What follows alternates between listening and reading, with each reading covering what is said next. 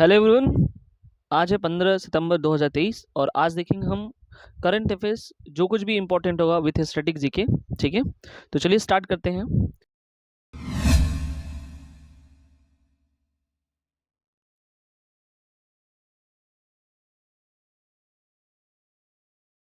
सबसे पहला क्वेश्चन ये है कि अंतर्राष्ट्रीय लोकतंत्र दिवस कब मनाया जाता है। ठीक है, तो ये बिल्कुल याद रखना है कि अंतर्राष्ट्रीय लोकतंत्र दिवस जो है 15 सितंबर को मनाया जाता है। इसका उद्देश्य जो है अगर देखें तो युवाओं को लोकतांत्रिक प्रक्रियाओं में शामिल होने के लिए प्रोत्साहित करना है। अगर 2023 की थीम की बात करते हैं तो अगली पीढ़ी को सशक्त बनाना है इसका थीम। और 2007 में यूएनजे के प्रस्ताव के द्वारा जो है इस दिवस को अपनाया गया था। सबसे पहले 15 सितंबर 2008 को जो है इसे लोकतंत्र दिवस मनाया गया, यानी कि सबसे पहला लोकतंत्र दिवस अगर बोले तो 15 सितंबर 2008 को ही मनाया गया। ठीक है, तो दिवस से रिलेटेड एक क्वेश्चन था। उसके बाद हम देखते हैं क्वेश्चन नंबर 2। निम्नलिखित में से कौन हाल ही में सबसे तेज 150 वनडे विकेट लेने वाले भारतीय गेंदबाज बन गए हैं। तो चार ऑप्शन है हमारे पास। यहाँ पे ऑप्शन नंबर ए सही है, कुलदीप यादव। ठीक है, भारतीय स्पिनर कुलदीप यादव ने जो है एशिया कप में श्रीलंका के खिलाफ जो है मैच खेला, जिसमें से जो है तेज वनडे विकेट लेने वाले सबसे जो है पहले भारतीय जो है गेंदबाज बन गए हैं। और ये जो कहाँ पे खेल हो रहा था, तो श्रीलंका के कोलंबो में हो रहा था। जिसने क्या किया कि इन्होंने जो है भारत ने जो है श्रीलंका को जो है 41 रनों से जो है जीत हासिल की है। ठीक है, और अगर हम बात करें तो अनिल कुंबले जो कि वनडे में भारत के लिए सबसे ज़्यादा विकेट लेने वाले, यानी कि 334 विकेट इन्होंने लिया वनडे क्रिकेट मैच में, तो सब ये पहले बल्लेबाज थे। क्वेश्चन नंबर 3 जो गुजरात से संबंधित है, तो क्या है यहाँ पे ई विधानसभा एप्लीकेशन जो है नेशनल ई विधानसभा एप्लीकेशन का लोकार्पण किया, किसने किया। तो गुजरात विधानसभा में जो है नेशनल ई विधानसभा एप्लीकेशन जिसे नेवा कहते हैं, उसकी शुरुआत जो है द्रौपदी मुर्मू ने किया था। ठीक है, नेवा का लोकार्पण सदन की कार्रवाई को पेपरलेस बनाने के लिए, यानी कि अब जो है मतलब बिना विदाउट पेपर होगा, सारा जो है काम ऑनलाइन सिस्टम होगा, टैबलेट्स के माध्यम से होगा। ठीक है, सभी जो वहाँ पे विधानसभा मेंबर होंगे उनको टैबलेट दिया जाएगा, उसके हिसाब से जो है वहाँ पे काम होगा। कुल मिला जुला के जो है ये पेपरलेस जो है विधानसभा की कार्रवाइयाँ होंगी। ठीक है, अब हम कुछ और इम्पोर्टेंट जो है गुजरात से संबंधित करंट अफेयर्स देख लेते हैं। यूएस की जो चिप आती है माइक्रोन, गुजरात में सेमीकंडक्टर असेंबली स्थापित करेगी। यानी यूएस चिप कंपनी जो है माइक्रोन गुजरात में सेमीकंडक्टर असेंबली स्थापित करेगी। गुजरात में जो है अंत्योदय श्रमिक सुरक्षा योजना प्रोजेक्ट लॉन्च हुआ है। और गुजरात में जो है फिल्म फेयर पुरस्कारों में 69वां जो संस्करण होगा उसकी मेजबानी गुजरात जो है करेगी। क्वेश्चन नंबर 4 देख लेते हैं। हाल ही में किस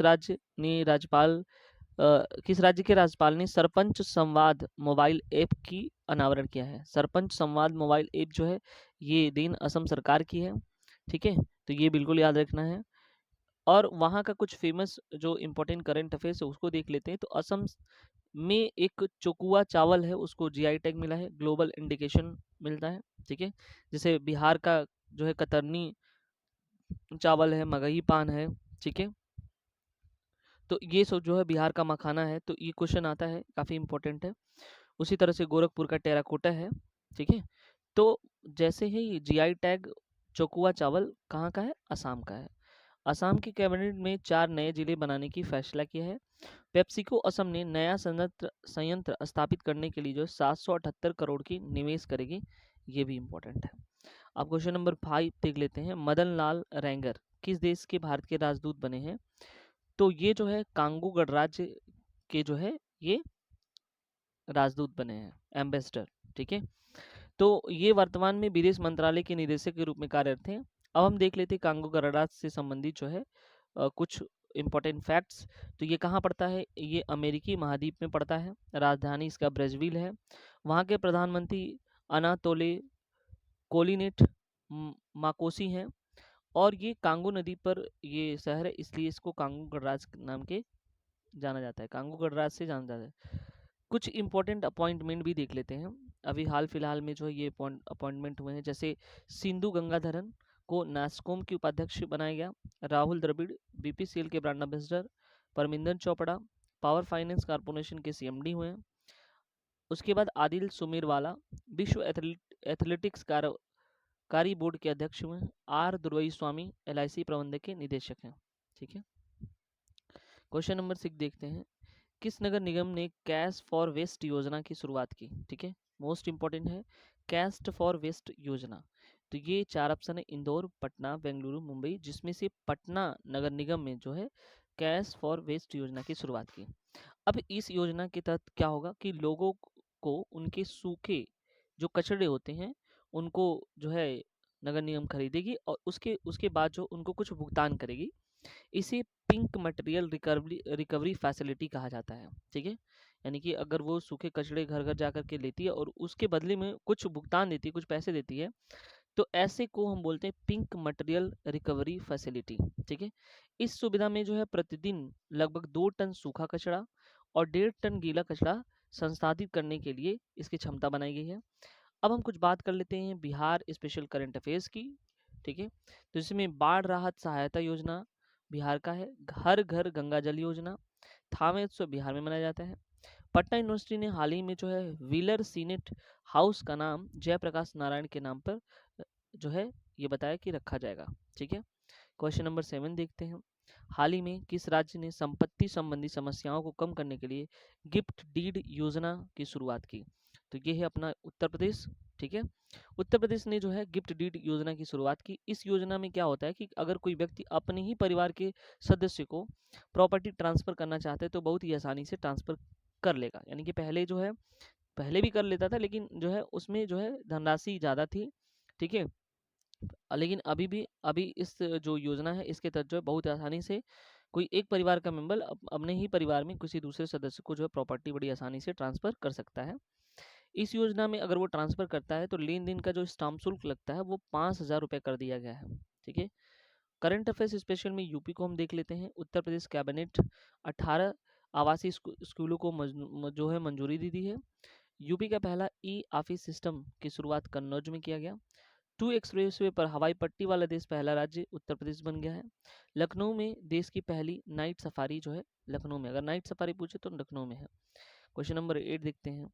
हाल ही में किस राज्य में खतरनाक निपाह वायरस के कारण अलर्ट जारी हुआ? अभी अभी जो है 2 दिन पहले जो है ये बात है कि केरल में जो है इसको हाई अलर्ट लेकर के जारी कर दिया गया निपाह वायरस से, और वहाँ से 2 लोगों की मौत हो गई। ठीक है, जिससे जो है राज्य सरकार ने जो है ये जो है वहाँ पे अलर्ट जारी किया। अब हम बात कर लेते हैं कुछ इंपॉर्टेंट फैक्ट्स जो निपाह वायरस से संबंधित है। जैसे निपाह वायरस जो है एक जूनोटिक बीमारी है। जूनोटिक बीमारी का मतलब जो वो बीमारी जो जानवरों से मनुष्यों में फैले, ऐसे बीमारी को जूनोटिक बीमारी कहते हैं। यानी कि संक्रमित जानवर या दूषित भोजन के माध्यम से जो है मनुष्यों तक ये फैलता है। पहली बात तो ये है, और ये खास करके ये बताया जाता है कि यह वायरस चमगादड़, सुअर जैसे जानवरों से व इंसानों के संपर्क में बीच के मतलब उनके इंसानों तक फैलने की काफ़ी आशंका रहती है। इसमें डेथ रेट बहुत ज़्यादा है। ठीक है, तो ये भी याद रखना। और इसका नाम कैसे पड़ा? तो सबसे पहले जो है 1998 में जो है मलेशिया का एक गांव है जिसका नाम है सुगई निपाह। ठीक है, वहाँ पर जो है सबसे पहले इसको देखा गया था, इस टाइप के वायरस को। तो WHO ने यानी कि जो है वर्ल्ड हेल्थ ऑर्गेनाइजेशन ने क्या किया, इसका नाम उसी गांव के नाम पर निपाह रख दिया। ठीक है, क्वेश्चन नंबर 9 की हम बात करते हैं। तो ये है केंद्रीय पर्यावरण मंत्रालय के अनुसार भारत में नए कितने हाथी कॉरिडोर की पहचान की गई है?